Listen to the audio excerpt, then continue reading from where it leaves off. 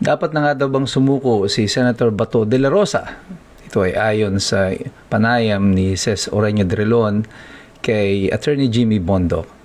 At sa pag-deny ng Supreme Court ng TRO, ng Temporary Restraining Order na hinihiling ng kampo ni Senator Bato de la Rosa, tama nga ba na ang panawagan na sumuko na si Senator Bato de la Rosa sa NBI ay tama at makatarungan sa ganitong sitwasyon?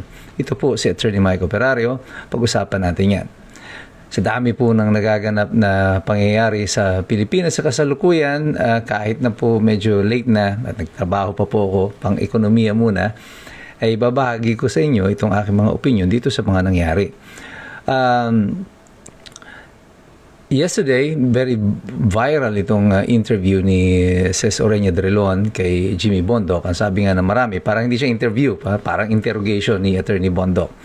But it was so one-sided, the interview, that I don't think Attorney Jimmy Bondoc was given enough opportunity para sagutin yung mga katanungan. At importante na mga tanong dito na tumatatak sa akin, yung paulit-ulit na tinatanong ni Ses Drilon na dapat na nga bang sumuko si Bato de la Rosa, kagaya doon ng ginawa ni Trillanes sa nila De Lima. Well, there is one major distinction. Kay Trillanes at kay De Lima, ang nag-issue ng warrant of arrest ay local courts. And dito lang naman sila i-detain sa Pilipinas. And they had the opportunity, and they will have the opportunity to challenge it.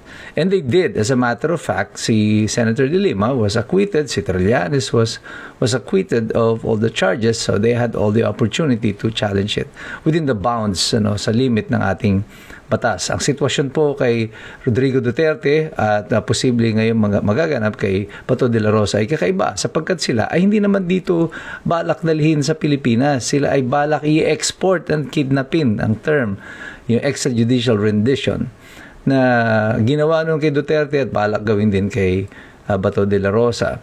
Ngayon, tama ba sila dun sa pagtatanong na yun na dapat na nga bang sumuko? Well, pag sinasabi ni Ses Orenya Drilon na dapat nang sumuko, she is assuming as if pareho ang sitwasyon ni Trillanes, nila De Lima nung panahon na nagsisuko itong mga ito sa Philippine authorities.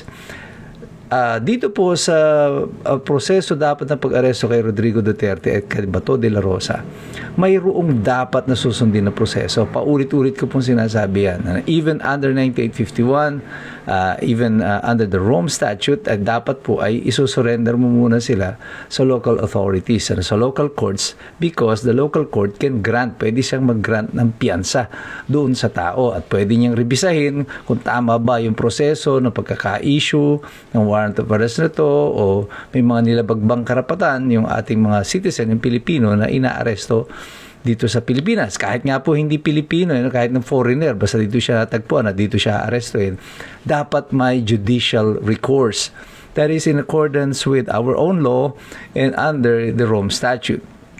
As a perfect example of this is yung mga example na nangyari sa buong mundo. In 2025, January, meron pong isang Libyan na inaresto sa Italy, si Osama El-Masri Najim, na dati po siyang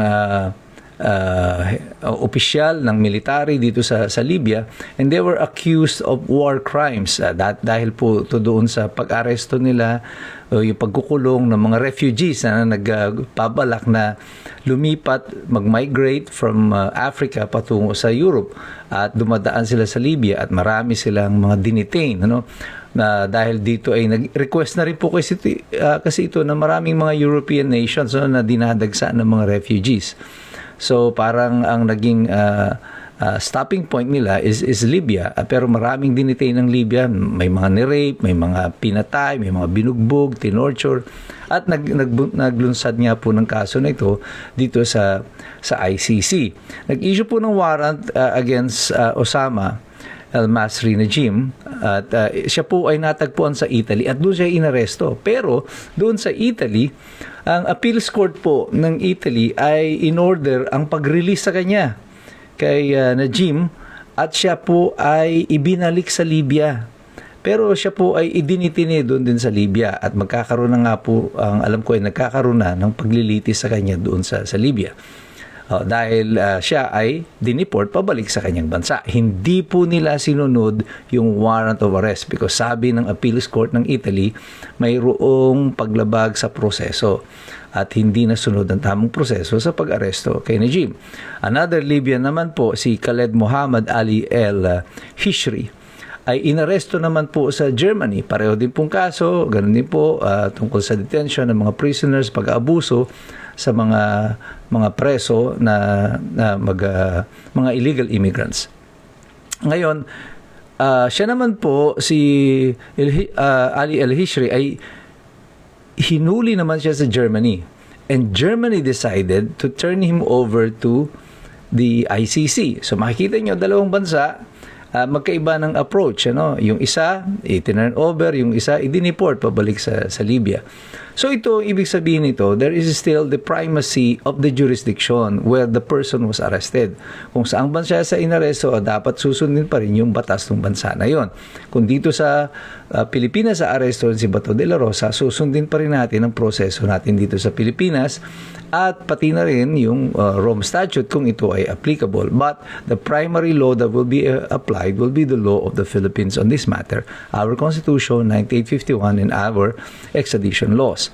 So hindi po totoo yan na sinasabi nila Ses de Rilon na dapat ay arestohin na, sumuko na at pagkatapos ay dalhin sa Hague, kung yun ang kanilang suggestion.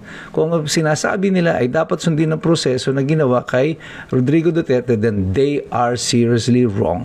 At dapat nga na talagang hindi muna sumuko si Bato de la Rosa kung malinaw ang posisyon ng gobyerno na lalabagin nila ang karapatan ni Senator Bato de la Rosa.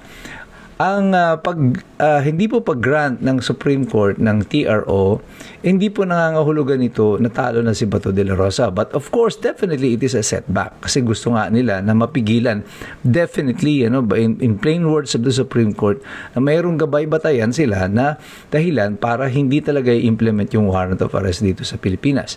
Hindi pa tayo pwede magkomento tungkol dito kasi hindi ko pa naman po nakikita yung buod o yung kabuuan ng desisyon ng Korte Suprema sa punto na ito kasi sa May 25 pa po ito ipopost doon sa kanilang website kahit nga po sila Attorney Torion wala pang kopya nito. But I don't want to second guess yung decision, yung magiging strategy dito ng abogado ni Senator Bato de la Rosa.